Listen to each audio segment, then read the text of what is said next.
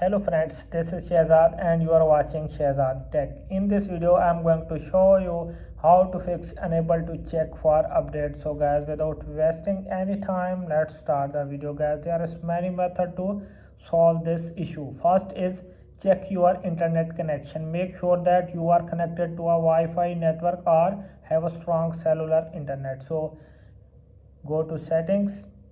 If you have connected with Wi-Fi, tap on Wi-Fi, turn the Wi-Fi off, and after 10 seconds turn it on. Go back and you can see airplane mode, turn it on, and after 15 to 20 seconds turn it off to fix network problem. So if this is not working, then we move to another solution. Another is restart your iPhone. This can often fix minor software issues that can cause the unable to check for updates. So for restarting iPhone, go to settings, general, and now you can see shutdown. Tap on it. Now you can see slide to power off. After sliding it, your mobile will be restart and your problem will be fixed. If this is not working, then we move to another. Another is check for update manually. Instead of checking for updates automatically, you can also check for updates manually. To do this, go to settings, go to general, and now you can see software update and fix your problem.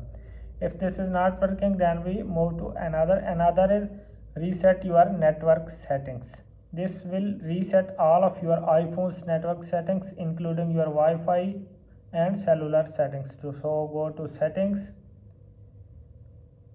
general, and now you can see transfer or reset iPhone. Tap on it, tap on reset, and now you can see reset network settings. Tap on it, enter your passcode.